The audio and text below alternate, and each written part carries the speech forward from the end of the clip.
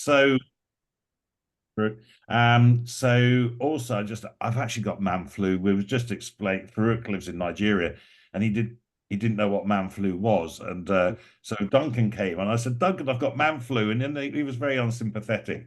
So I think Daniel and Gareth, I'm hoping for far more sympathy from you guys, and my expectations, Duncan, you've blown them. Anyway, um, as you know, I'm Daniel Bennett. I'm from DNA Business Development, and I work with ambitious businesses in the agricultural sector, helping them to become more profitable by finding and securing the right customers for them. I'm based in Cheshire, but my clients range from Aberdeen down to Hampshire, and that's quite a long drive, that one. Today, we're going to be exploring beyond the booth strategies to maximize return on investment at Agri-Tech Exhibitions. Gareth, I'm very aware of your background, so I'm hoping you'll be contributing some stuff at some point. So our goal today is to explore if and how events and exhibitions contribute to growing our businesses. Farming is steeped in events. Historically, almost every town and village would have held an annual show where farmers would show their animals and produce, not only to other farmers, but also to townsfolk. And these events provided the chance for farmers to chat and do business with each other. Of course, suppliers to farmers soon cottoned on that these shows were great to meet old and new farming customers. And with a bit of hospitality thrown in, these events became an essential part of growing agri-businesses. And for many years, the Royal Show at Stoneleigh and Smithfield's show in London were highlights for those working in farming. I'm guessing that Daniel, you won't remember that Smithfield, I don't suppose. But farmers make their annual pilgrimage to London for Smithfield, where, if my memory serves me right, was more about a mass piss up than anything else. Rather sadly, both Royal Show and Smithfield, as well as many of the local shows, have disappeared simply because they became uneconomically viable. The cost of exhibiting for many companies just didn't justify the returns. Many counties still hold annual events. Here in Cheshire, we have the Royal Cheshire Show, provides a great day out. And whilst there are still farmers showing their prized animals, it seems many farmers don't now see the relevance of these county shows to their businesses and actually stay away. And if you look into the objectives of the Cheshire Show, one of its key aims is to bring farming and food production to townspeople. And that begs the question whether farmers should contribute more to these shows to promote the best of farming to consumers, their customers. But I think that's a discussion for another day. So what has happened is events have become far more focused. Rather than simply being a rural or farming show, we now have dairy events, arable events, sheep, pig, and poultry events, machinery and farm diversification events. And even within these sectors, we have further segmentation. The annual Dairy Day in September at Telford brings a different audience to Dairy Tech at Stoneleigh in February. Cereals event in June has a different audience to Crop Tech in November. So this morning, let's explore how to make these events work for us. Before we do that, let's do some introductions. I asked for feedback from previous attendees. Some like the round the room intros, some aren't so worried. But I believe part of masterminding, and this is what I call this event, it's a mastermind, is building a trusted network. So I think it's important we all know who's here today. So I'm just going to ask you very briefly to introduce who you are. Tell me your name, what do you do, who do you work for, and because I'm a nosy bugger, I'd like to know where you're based. Later on, we'll get into broader conversations, and hopefully, many of you will share some of your knowledge and experience. And if you've got a challenge you're facing, you might want to share that too. So let's start with Duncan. Who in the heck are you, Duncan? Good morning, all. Duncan Jones, semi-retired. I've retired, I think, 5 times, and I keep coming back because clients won't let me go, which is great in one way. And my wife loves it. I'm sure she's paying them backhanders to ask me to come and work with them again. Um, Been in agriculture since 1967, would you believe? So yes, my father used to trot off to London and always bring a very nice present back for mother and hope that the police hadn't caught up with him on his return. Um, I think those shows were tremendous. Things have moved on, they've changed. I'm very fortunate to work for Mitsubishi Corporation globally, plus some other companies in this country.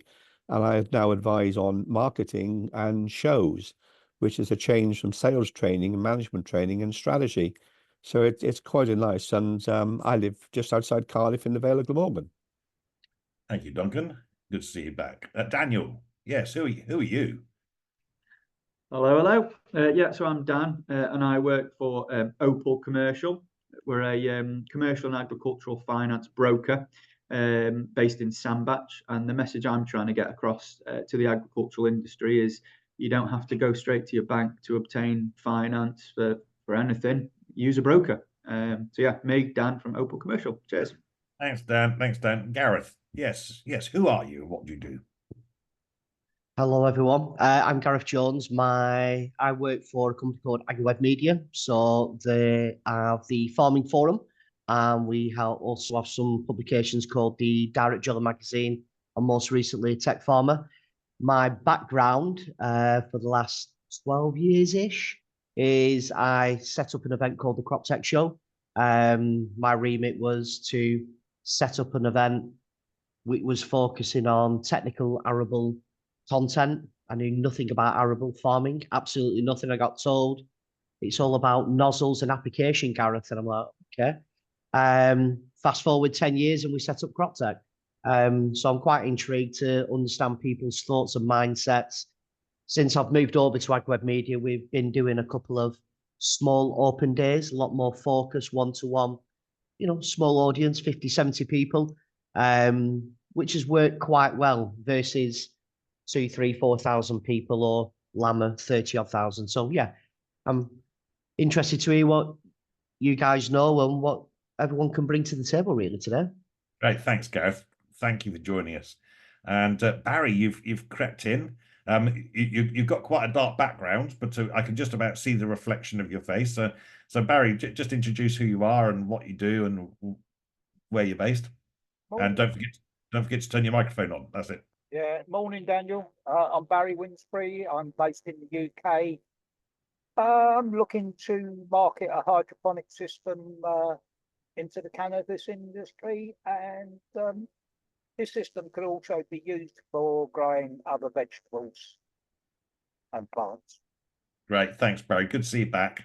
Yeah, I know it's dark. I'll open the skylight up a bit, and I'll go on to blank the audio. Okay, cool.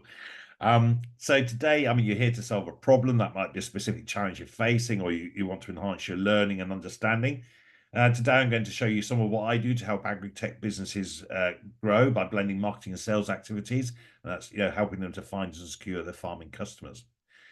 If that's something you want to like help with, and I'll explain a little bit later about how we can work together.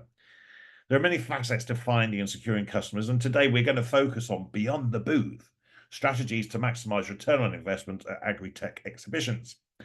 And so to set the scene, and I don't apologize for saying this is my soapbox, and I do repeat it because I think it's so important. Agriculture is arguably the most important industry in the world, and yet, without getting too political, it seems many of the wealthier governments around the world are deprioritizing the sector. According to the UN, each day 25,000 people around the world, including more than 10,000 children, die from hunger and related causes. Some 854 million people worldwide are estimated to be undernourished, and increasing food prices may drive another 100 million people into poverty and hunger. That's not right.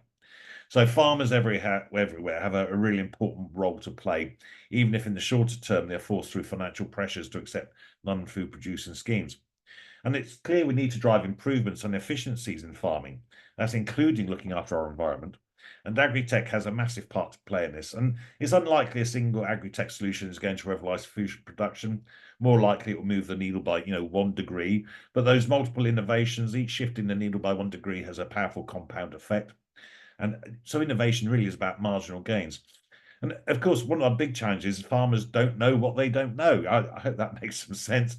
How can we firstly make them aware of innovations and then help them to understand how they beneficially impact them? And that's why the Agri-Tech Marketing Mastermind exists, to share our knowledge, experience, and hone our skills so that we can better serve our industry and farmers. And the concept behind the Agri-Tech Marketing Mastermind is to share ideas. Let's get creative, explore what has worked and what not worked for ourselves. This is definitely an interactive session, assuming, you've all got your cameras on, so hopefully none of you left in your pajamas. And hopefully you'll join in. Those of you who attended before know you don't get a lot of choice about joining in. it's an informal session and there's no PowerPoint. So in this group, we've got a wide range of marketing and agriculture experience and knowledge, but we're all students and we're all teachers. You could argue the true test of learning something is being able to teach it to someone else. So I hope that we can all help each other. It's possible you might perceive you have a competitor in the room. I believe that collaboration is far more powerful than competition. So the concept behind the Agri-Tech Marketing Mastermind is introducing a topic each session and we'll have a talk about it. Then let's open up the floor to everyone to share their thoughts, or perhaps you've got a specific challenge you're facing, and between us we can mastermind that and give feedback on our thoughts and ideas how we'd approach that challenge. And the reality is you're as likely to learn as much hearing other people's challenges as you're as sharing your own. Other people might ask the question that you just want to ask, but don't feel you can. Of course, any ideas to improve the mastermind are welcome. I mean, after all, feedback is the breakfast of champions. I believe in keeping to time, so we will be finished promptly at 11 o'clock. I'll hang around a little bit after that if anybody was got any sort of final questions, but yeah, we will be finished by 11. And if you've got to go 11, just go. Don't feel any embarrassment because we all have busy schedules. So you might wonder what gives me the right to talk about sales and marketing and growing businesses in the agri sector. All I ever wanted to be was a farmer. At the age of 9, I fell in love with farming up here in Cheshire and did agricultural college, spent 3 very happy years at a place called Plumpton in East Sussex. And I ended up living my dream driving big green tractors with yellow wheels in Essex. I was then persuaded one Sunday afternoon whilst I was ploughing, my fiance was sat beside me, and I was led to believe that, or led to the conclusion that farming wasn't going to provide the lifestyle expected of me. So very naively, based on her skills as a graphic designer, we set up a design agency. And back in 1990, I mean, there's none of this internet stuff. I mean, that's never going to take off, is it? And so we built our business, and over a period of 25, 26 years, we went through various iterations, ended up focusing on building brands for professional property investors. Then she decided not to be married to me any longer. And I needed a change in my life, so I decided to go back to living my dreams. So I actually went to work on a farm in the Isle of Man, followed by 6 months in New Zealand as a spraying contractor. And on my return, I then realised I could blend. Well, first I'd forgotten how cold and wet it gets here in the UK in the winter, so I realised I could blend my passion for farming with my experience with helping to grow businesses. So hence my focus on building agri-tech businesses.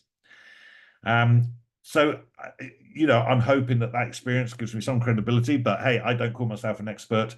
I call myself a specialist. Hopefully the term specialist means that I'm prepared to learn more. An expert probably it sort of suggests you know everything, or if not, you're a drip under pressure. Anyway, today we're going to dive into a real challenge that many of us face at exhibitions. That's both large and small, and provide some practical solutions to ensure you leave your next event with a strong return on investment. Whether it's engaging your audience or building trust or turning leads into customers, we're going to tackle it all.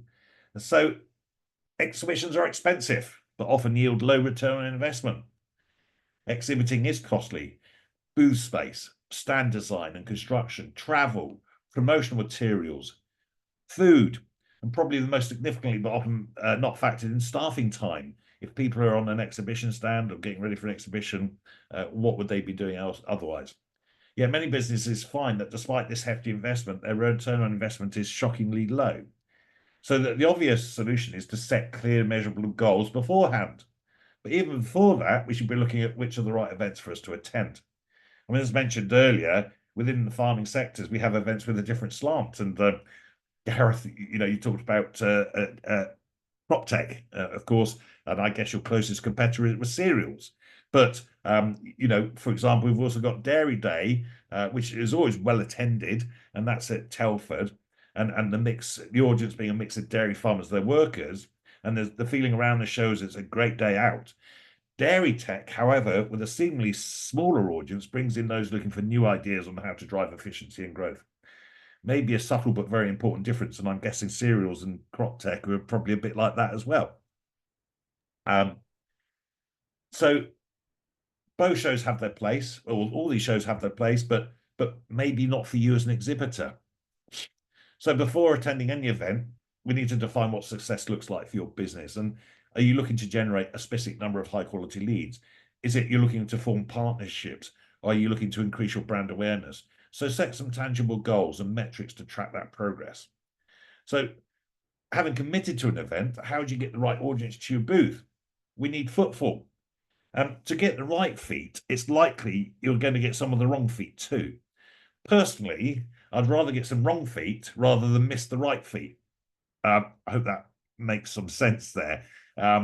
So I don't want to be too prescriptive about people who come on the stand, because if I do that, I might miss actually the people I want to talk to in the first place. Of course, you can take different approaches to this. And I don't know if you're familiar with a company called ADF Milking. A chap called James Duke is the founder and chairman of the company. Very clever guy. And they regularly exhibit at Dairy Day and Agri-Tech. And James's philosophy is simple. He wants the busiest stand at the show. He's generous with his hospitality, free drinks, snacks for all. He says a busy stand attracts more people, which he feels gives him the better chance of getting to the right people. Now, James commits significant money to exhibiting, and unfortunately, we're not all in that position. We need to become more resourceful. When you have a smaller stand space, negotiating a good location, perhaps close to the entrance or near to an exhibitor who has a big draw, having a small stand opposite ADF might work very well for you. And I certainly know of one company that picks their place based on that. Sorry, I did explain to those who were early on, I've got a bit of man flu going on, so you'll have to excuse the I got no sympathy from Duncan. Daniel was more sympathetic. I hope the other rest of you understand the situation I'm in. And that's not gin. So, of course, if we've got lots of people coming onto our stand, we've got to factor in the time it takes to qualify visitors. And I just believe in kindness as well. We don't need to be rude to people. If they're not our audience, it doesn't mean we need to be blunt and direct with them. But if people come on the stand, we have got to qualify. And I would argue that that's predominantly the job of your sales team. Hopefully the graphics on your stand give some indication, but many graphics aren't read, of course. And of course, someone who doesn't qualify as a lead could provide an important referral to someone who is a potential lead. But an event doesn't start when the doors open. Every event starts as soon as you've committed to doing it. Do not rely on organisers to create pre-event buzz. Before the event, ensure you reach out to your ideal audience through your targeted emails, social media. Tell your customers, tell your prospects. Let them know where you'll be and what you're offering. What's your core message at the event? Also, use your booth design to reflect a clear message. Don't just say we're there. Show them why you should care, why they should care.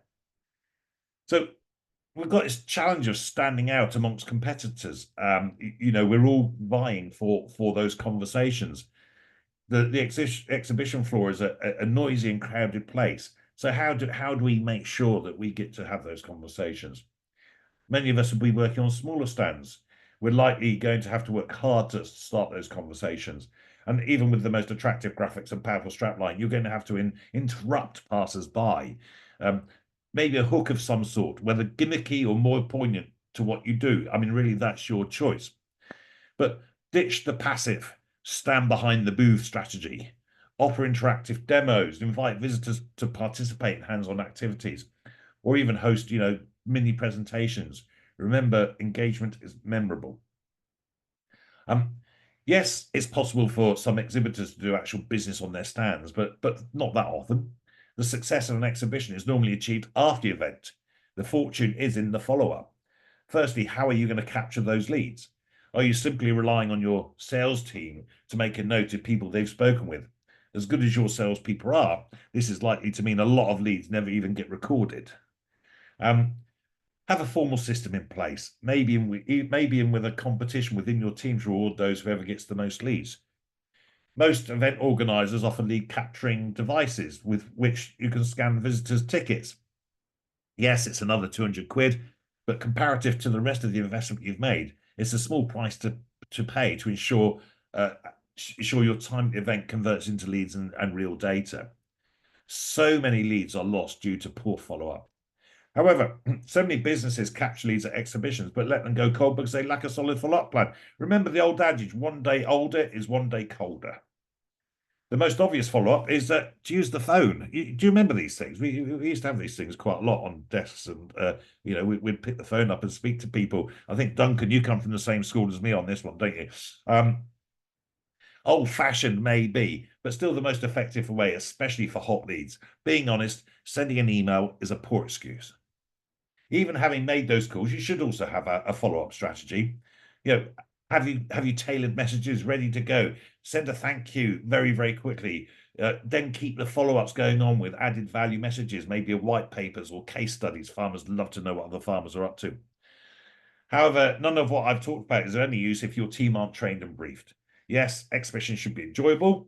You would hope all salespeople like meeting and talking with visitors. If not, I wonder what they're doing in sales. Events will be a change of routine for many of your team, away from the office for a few days, and often a great opportunity to bond with colleagues.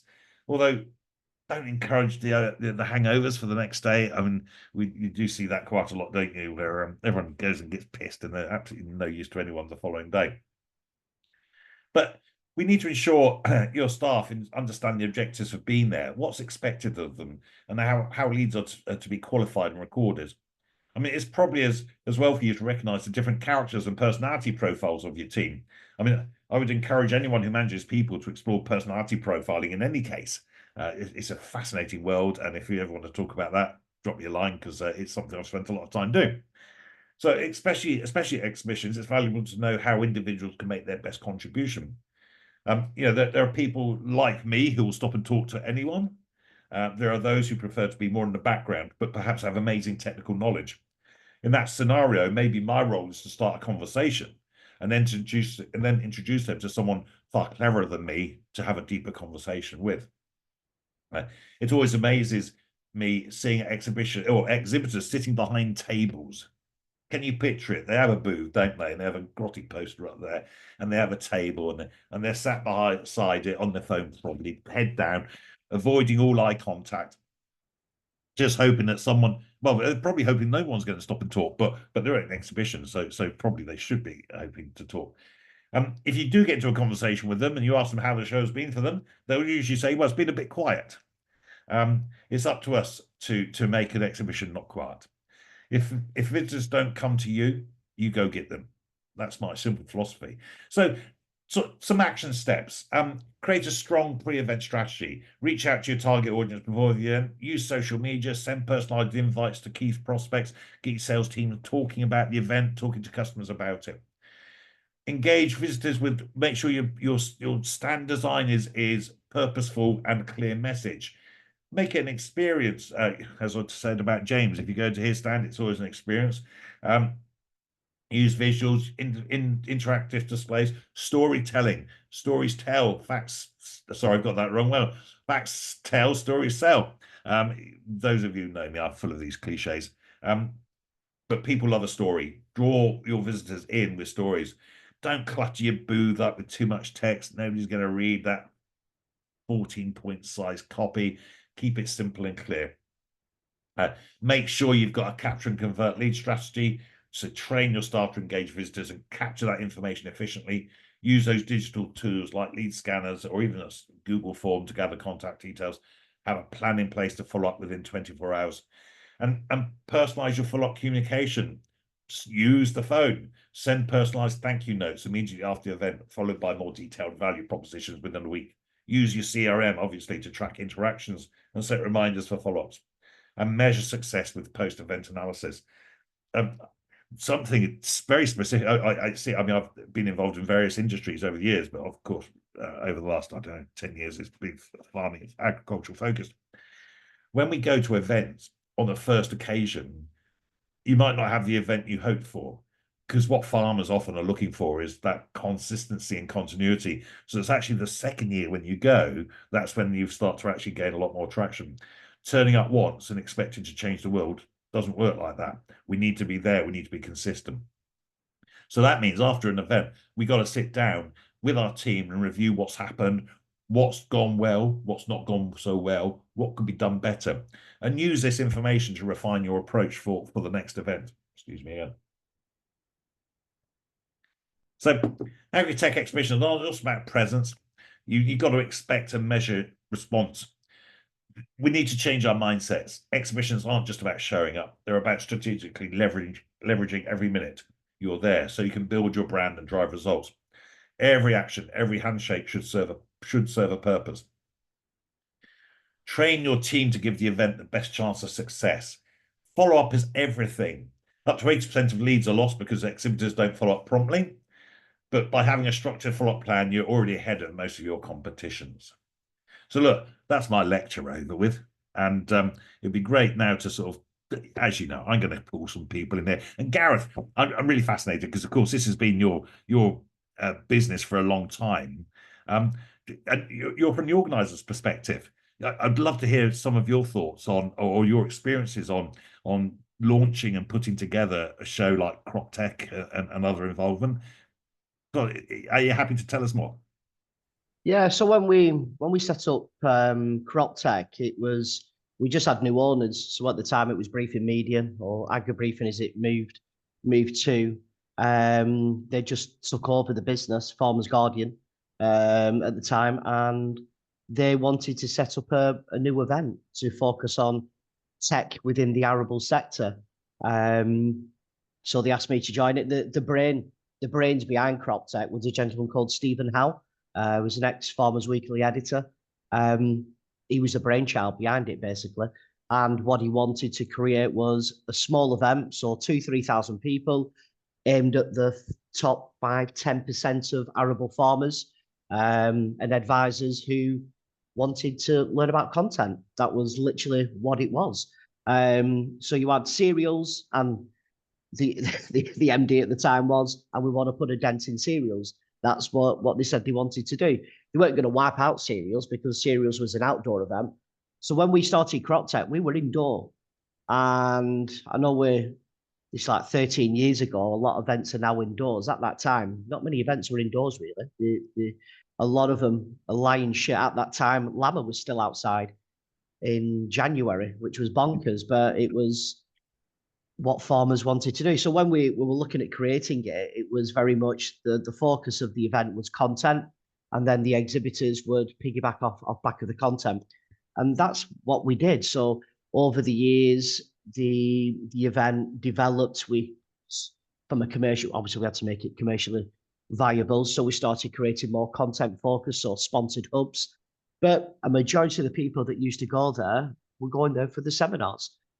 And at that time, exhibitors couldn't really quite get their head around the fact that during an hour and 15 minutes, 4 times throughout the day, that there was going to be a bit of a lull on the stands because people were in the seminar rooms. And this was all brand new. Like, this is quite normal now for people. But at that time, exhibitors couldn't quite get their head around it. But the fact is that people came to CropTech to learn. That's what came for. And when I left, I got 10 years. We cemented 10 years. And the main focus for people still at that time was going to CropTech to learn. And that was it. And exhibitors piggyback off the back of it with different features. We had our challenges with setting up the event because it was quite new in the sense that we were trying to do things very differently than cereals, than CropTech. There was a livestock event that was at the NEC at that time. So people really they just came to exhibitions just to have a bit of a day out, as you were talking to earlier, Daniel. A bit of a networking event where people were coming to CropTech to learn. And we did that. And the exhibitors who came, the biggest challenge, I think Edward Seedy's been on these calls before. One of the biggest challenges we had was getting exhibitors to engage. That was the biggest challenge. And part of our sales pitch was, you come to CropTech, give us your content, and we'll supply that throughout the year. That was part of our USP, because no other event was doing that. Come to CropTech, drip feed us your content, and then people have a bit of a reason to come. And exhibitors will come with a shopping list. Farmers do research, but they don't necessarily engage in everything all the time. So the biggest challenge was getting exhibitors to engage throughout the year. And as you alluded to, Daniel, sometimes the event is great. You've got to drag people. I think the the best company I've ever seen who manage the exhibitions is a company called Cross Compliance Solutions, CXCS. Lady there who manages that is a woman called Karen Powell. And she had a team of 3-4 people on their stand, and they were constantly talking to people. They weren't in your face, like throwing freebies at you and things like that. They were talking to you, but they were getting contact details. But one of the biggest gripes we get from exhibitors, from farmers, were that exhibitors don't follow things up. So that was the biggest challenge, where farmers, and this goes as far as Llama as well, that some of the big, major exhibitors there, the farmers used to say that we've given our details, we've supplied everything, but we don't get anything. No one follows anything up. So I think it's really important that when you do exhibit at an event, get all the information out there beforehand, but you've got to be engaging. The amount of times you'll see somebody just on the phone and you don't read, and a lot of time a farmer isn't confident in himself or themselves to go and talk and knock on someone's door. So you've got to be inviting. And I think that's one of the main things that I used to walk around, part of my role. And you'd see exhibitors and they'd be on the phone, they're not talking to anybody. They really don't look like they want to talk to anybody. They don't even look like they want to be there. And then they're the first ones that when you go to them going, how was your 2 days? Oh, rubbish. It was rubbish, didn't get anything. And you think, but you were quite obstructive. You didn't look inviting, you weren't talking to anybody. And the things when people go to an exhibition as well, as Daniel's alluded to, I think you need to understand what you're going there for. If you're going there to promote your business and generate a bit of a brand push, that's fine. A success is probably how many leaflets you hand out. If you're going there to sell a product and educate somebody who you are and you want to sell something, you might actually get 10 names. But I'll tell you what, them 10 names are probably those names that you really, really want. So sometimes it's not necessarily about volume. And I think you've got to be really selective on what events you go to, depending on what you're trying to achieve. Llama is an unbelievable event, but it's very difficult to try and stereotype someone and think, well, they don't look like they've got a nice gilet on or nice chinos, and you never know, but there might be a huge contractor or a huge farmer. So it's very difficult. So big events are fantastic. You can get in front of everybody, but the small events work really well because they're more focused. And I think everybody, last year we worked with, well, this year, should I say, we worked with cereals from Direct Driller. And it was such a challenge because cereals, I don't think people go to cereals to learn. They're going there for a bit of a networking and look at everything. And we tried to create our own dedicated Direct Driller section on focusing on content. And it worked well, but it was such a challenge. So yeah, an exhibitor's perspective, from an organizer's perspective, just to finalize it, it was no matter what work you put in, an exhibitor doesn't always join in with that promotion. So promote as much as you can, social media on that day, but most importantly, it's what you do after the event. It's going to be more important what you do before and during. Yeah, absolutely. That's fascinating to hear from the other side. I've worked with many companies on exhibiting, but actually not as an event organizer. And ultimately, you're there to provide a great experience for both the exhibitors and the visitors, aren't you? And it's a media as is the Farming Forum, as is Farmers Weekly. It's just a different format, isn't it? Saying about the specialist thing, talking about looking for that top 10% for crop tech. That's a bit like the dairy tech thing. Is dairy tech owned by the Farmers No, Guide? so Dairy Tech, when Dairy Tech launched, it launched about 3-4 years, I think, after we did Crop Tech. Okay. And I'm sure the people there will say that they didn't copy the trend of Crop Tech, but if you were looking at Crop Tech and looking at Dairy Tech, you would think, oh, it's the exact same event, but it's focused on dairy. And it was all about content, it was about knowledge hubs, and it was very much a bit of a copy and paste type of, but no, we don't, well, same way, I don't work for them anymore, but no, they didn't own that at all, no. And I suppose the other thing that sprung to my mind as you talked about, the groundswell, which I in some ways, I guess it's competing with what you're trying to do with direct driller and the like. But you know, they've sort of, you know, really sort of made a mark, haven't they? I mean, it's all about content. They're charging, you know, quite a high ticket price as well, which was a brave move. But it does sort of prove that if you put the right content out there, the right learning, actually, you know, that those who are really trying to push their businesses will put that money into it, won't they? Yeah. You know, but I have to say I'm a big fan of serials because I've been involved. But you know, it's just really interesting. It's about knowing your audience, isn't it? It is. I know when we were, ironically, we were having a meeting one time talking about the year after crop tech, and because that's what we're constantly trying to think of 12 months ahead. And at that time, Groundswell had just launched. And so it was about 2 years in. And at that time, my manager went, it was a bit of a cult, you know, it's a bit of a following type of thing. And it's not going to impact crop tech because at that time, regen farming was probably labeled as organic, and organic was so brand new. So at that time, it was arable. You know, what we were doing was new in the sense that we were focused on the technology within the arable sector. So we were quite new, and then Groundswell came along. The best then COVID happened, and they just rebranded themselves. They did. I only went the first time last year. That was my very first time I'd been, and it was unbelievable. Well, they call it the Glastonbury of agriculture, don't they? That's what it is. And it's interesting looking at those people walking around because not everyone there is going there to go to the exhibitions, but they are going there to learn. And you look at all the tents, they're unbelievable. What Groundswell have done was fantastic. And the guys who have joined here, Chris and Clive, they were part of setting it up. They got it off the ground in the first year. But yeah, Groundswell. I always find because when we started crop tech, we were charging £10, and people we made enough money to cover an evening meal. That's it. And then after that, we decided that let's put it free. And then Groundswell were charging £80 a day, and it's like how do they get away with it? But people do, and as you said, you know, you put good content on, people will pay. It's just getting them there. Yeah.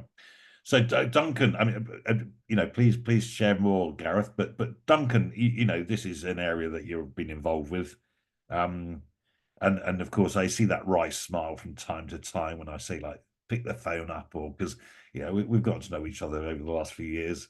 I think we share some philosophies, don't we? But you know, kind of share some of your what about some of the worst things you've seen, and maybe some of the best things you've seen. Oh, I think you've seen an awful lot of sales prevention officers on stands. You know, the first thing to do in the morning is have a coffee, turn your back on anybody walking past the stand. Don't be welcome. Oh, bugger, I don't want to talk to him. The other problem is we take local people to look for local customers who they're already dealing with. And with clients I've either worked with as an employee or as a consultant, we've always brought in what was known as the para brigade, who actually would be there as a recce, who wouldn't know anybody. So for the Royal Highland, we would get the Cornish and Devon boys and Hampshire people up to the Royal Highland because they wouldn't know anyone, and they were quite happy to talk to whoever walked past the stand, and brought people into the stands. I had a photograph once of a feed company, and there were 16 tent posts on their stand, and there were 16 personnel holding a tent pole with their back out in the audience. And it was they put a complete fence up, but they were being briefed by their marketing director, who hadn't got a clue about sales or marketing, and wasn't there very long. He then went to a competitor, which was the best thing they did for that company. But it was one of these things is you have to make it welcome. There was a guy called Jerry Prest, unfortunately not with us any longer. And Jerry used to say, if you're going to be there, you get the highest tent post and you put the highest flag in the showground, and you make sure the bloody thing's waving, even if you've got to put stickers on it. And that was it. It was one of the things, I mean, I work with BAE Systems, and sending armaments and missiles to foreign clients is an entirely different technique to selling feed blocks to farmers at the Royal Welsh Show. each one is a different profile. And I don't think within agriculture we profile our clients. I mean, Daniel within finance, his clients would need an entirely different welcome to a guy who is going to buy some minerals. The guy with a mineral wants an open pot that he can stick his nose in it and walk around the showground with a bit of white powder on the end of it all day. Illegal powder, incidentally, guys. Don't get excited. But it is one of these things of doing it. So it's how we present ourselves. There was a company called Chapman and Who, except they were known as Chapman and Frierson, but no one had ever heard of them. So they always used to say, Chapman and Who? And they used to send their sales personnel along the stock lines in the morning with sample bags, inviting the stock guys to come up and have a coffee and a sandwich when they'd finished preparing their animals in the morning. That was one of the highest intakes that company had ever had. So it's how we welcome someone to come onto our stand, and then don't have idiots on the stand, have people. Keep the techies out the back, out of the way until you need one, and then you bring a techie out. Otherwise, keep them in the dark like mushrooms, and just bring them out when you need them. But it is one of these things, people buy people. And sometimes we are the worst at selling, but put yourself in a buyer's position. What attracted you to walk onto a stand? I mean, I've spent the past couple of years looking at stands and watching salespeople turn their backs on clients they didn't want to see. You know, you stand on a stand opposite and just watch behavior on that. You can learn so much. The unfortunate is when you go then to your own company stand and what's happening there, and you dear, oh dear. And you say, why didn't you do it? Oh, well, I don't like him. He's a waste of space. But he may be a waste of space to that salesperson, but he can be a tremendous buyer to another salesperson who actually finds the needs of what the person needs. So if you look at seed, if you look at feed, if you look at fertilizer, you look at chemical, you look at services, there's a different technique you require to actually do that. And where Daniel says about profiling, yes, profile the people you're going to put on the stand and make sure they're introvert or extrovert rather than introverts. Because the introvert will stand talking to a person he knows. The extrovert will be talking to 3 stands down and bringing people onto the stand.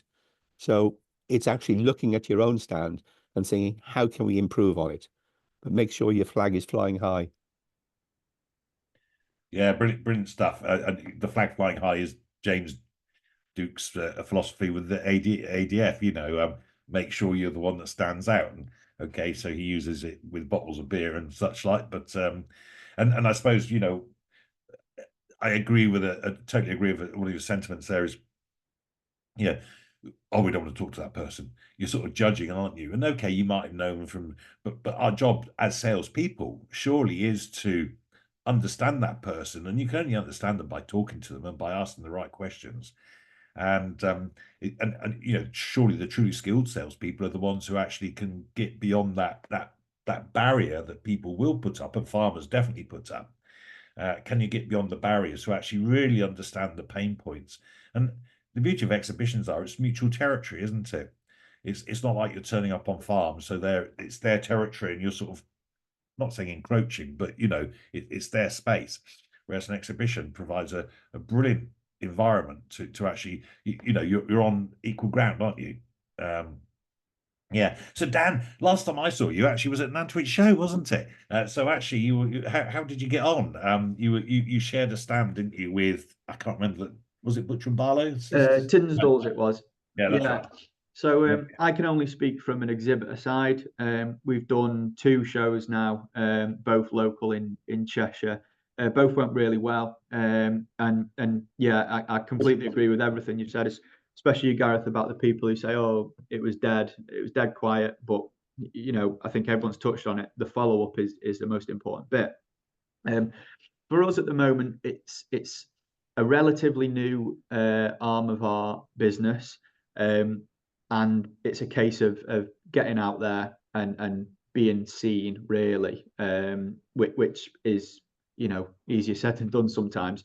But also, it's a relatively new concept as well. You know, we know a hell of a lot of farms will borrow money, and as Duncan says, you know, it's a completely different tack to sell to that type of person. We know they borrow money, but we can't really just walk up and say, "We know you've got loans. Let's have a look at them." So that's one difficulty we have.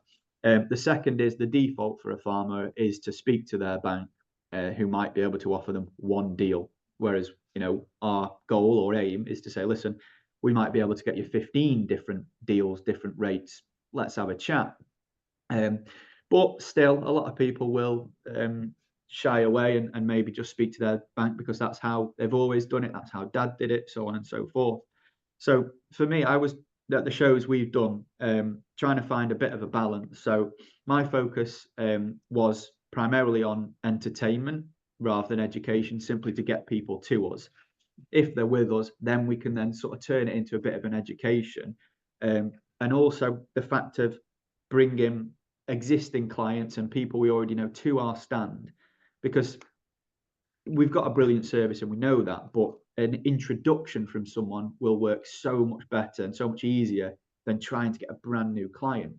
An example I can think of, if we've got time real quick, is at this year's ploughing match. A chap came up to us and we were having a nice chat, and he didn't have any immediate need for any finance, but he was interested into why don't I go to my bank, blah blah blah. And he actually said, "Oh, I have a friend who would be interested in this." And long story short, his friend was at the show. He called his friend and got him to us. And we've actually got an advisor out meeting him today to discuss his finances. And it sort of dawned on me that, whilst new is really important, sometimes just providing a little bit of entertainment, a little bit of hospitality to bring existing people in, they can make the introductions to potentially a new client who can then do the same. So for me at the moment as an exhibitor, it's finding that balance between being entertaining to get people to us, to get people asking what we do, who we are, and then trying to turn it into an education as well. It's an interesting stage of the business simply because we still need to shout, but it's enjoyable. So yeah, everything I've heard this morning has been really, really useful and beneficial. So thank you everyone. Yeah. And I mean, so if you don't, I'll just share with the others. I mean, Daniel, you're dairy farmer's son, I think. That's it. But you're obviously in a different. So you come with a real understanding of the makeup of a farming business, but now working with Opal to actually open up a new avenue for them, isn't it? So a really interesting challenge, and I am watching. It's yeah. Duncan, what have you come and you're dying to say something? Yeah, Daniel's right. One of the things, particularly with financial or insurance, referrals are one of the key areas that you can use. I've done a lot of work in the past years with insurance brokers, international ones, but within the UK, we actually got one insurance broker to go to Royal Highland and different shows, because sometimes they've been missed. They are business people. We see them as a dairy farmer. We see them as arable. They are actually business people with £1 million businesses. And the one company that was working with them was Willis Carew, now Willis Towers, obviously. And they had a 30% increase in business from the Royal Highland. And we were introducing them, and it all came down to referrals. So yeah, when you say about the referral, follow that track, because that'll definitely assist you in your future in building the business down. Yeah, Good to know. Appreciate that. Cheers, Duncan. Yeah. Barry, you've been very quiet. Any involvement in exhibiting? Yeah, I did a couple of shows in the Highlight Festival back in 2000 and 2001. Unfortunately, because my equipment is hydroponics and everyone tends to grow in soil, rock wall and growth mediums, basically the market is sort of designed for selling growth mediums from the shops and things like that. I don't think they really like the idea of my product being eco-friendly and knocking out 99.5% of the growth medium market. It's all left the shops, nothing to sell. I mean, when I did the shows, they had testing booths in the show themselves. They actually refused to test my cannabis, Right. which I found quite surprising. Mm. And trying to Sorry, Barry, you're They're- quite muffled. I don't know if other people are just struggling to hear. Um, but yeah, just a bit muffled. Yeah, don't know if there's anything I can do about that, That's actually. better. I think you've moved closer to your microphone, so that's better already. I lifted the computer up a bit. Yeah, as I said, I did a couple of shows in Holland at the Utrecht Highlight Festival, um, trying to sell the wares, but I think because it doesn't, it gets rid of the growth mediums, I'm going on the eco-friendly route, and it's not really what they wanted. And as I said, they refused to test my products, and I sort of gave up on shows from there. Though I sort of, I I mean, put, from what I know about you, and we've had a conversation. I mean, it's very niche what you're doing, isn't it? yes, Um, so I'm guessing it's about finding the right show, and actually from from what Gareth and Duncan and Daniel saying, I've written down content. So is the show content right for your audience? If the content is right, then people will come, because I mean, it's with all marketing. And if you look at all successful business people, it's content, isn't it? They are content creators, and crop tech, you went that route. Certainly, and I can never remember the farming forum. It's self content. Your audience are actually creating the content for you, aren't they? Actually, somebody said to me once, if something is free, you're actually part of the product. So your actual customers are actually part of your product at the farming forum, aren't they, Gareth? Yeah, absolutely. And also it's then about so content, but also really understanding the customer avatar, isn't it? And again, using your I've been, because you're here, it's a great example. You saying crop tech is identified as like the top 10 producer, top 10% producers, where cereal says we're open to everybody. And again, so knowing who your audience is, your avatar, and giving them the right content is the it's the basis of all marketing. But we're here talking about exhibiting and events. It's so crucial, isn't it? Absolutely. Also, Dareth, you talked about the challenge of persuading your exhibitors, and maybe the corporates are some of the challenges. Previously we've had Sandy Kirkpatrick here talking about storytelling, and I don't know if you remember him. He's now become the face of cereals, hasn't he? Yeah, he's doing the video content creation at the moment, isn't he? Absolutely, but I mean, he Yeah. tells the story when he first was engaged by cereals to do that. He couldn't get the exhibitors interested. They basically they were saying no, we're corporates, we're more serious than that, we're more it doesn't fit within our brand and stuff like that. But actually it was when he persuaded Fent to do the first one, and then people saw Fent actually giving it a go, suddenly realized that actually getting the content right. Okay, they've gone down the humor route. It doesn't always have to be humorous.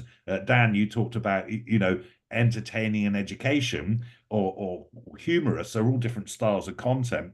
Okay, so serials have gone down the humor route. But it's actually being brave enough to stand out, isn't it? And it took Fent to sort of do it for the others now to sort of say, okay, yeah, if they're prepared to break the rules, then so are we. And I don't know if you've seen Sandy's latest video where with Amazon, I think it was, Yeah. basically taking the piss out of himself. And Amazon entering into the spirit of things very, very well. And so, a great example of how, how you can build a personality around an event, can't you? And yeah. Well, I'm really conscious of time. It's 5:02, and I always promise to finish on time. And has anybody else got anything they really want to add just at this moment, Duncan? Yeah, what sort of percentage of ROI should we be looking for when we're at shows? Oh, you've had that one lined up for me, didn't you? I can't answer that. Isn't it down to how it fits within your marketing mix? I mean, for some, I mean, okay, so I work with Dudley Peverell, who are farm diversification consultants. Their most important event is the Farm Business Innovation Show, which I believe is another Farmers Guardian sister event. So actually, a lot of their marketing effort over the year is focused on being at that one event. And that one event then provides leads, which then, turn into work over a period of time afterwards. So you'd expect to, and I mean, when you say return on investment, how many leads do you want? And we as Hills Green, we went to cereals with Mission Ag a few years ago, and somebody said, "Well, we've got to put a figure on this. We've actually, how many leads can we get?" And it was something like 500, and we ended up with, I'm going to say 250. The figure was picked out of the air. The reality was 250 was an amazing result. We didn't stop working. I mean, it was just constant. So, okay, if you were to repeat that, you'd have a better idea. Right, 250 last year. What can we do to improve that?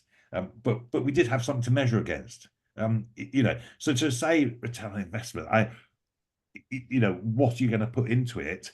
And also, of course, as I sort of said earlier about farming being, they expect you to be there next year. So the first year, I'd be saying, look, return on investment is probably about that brand awareness.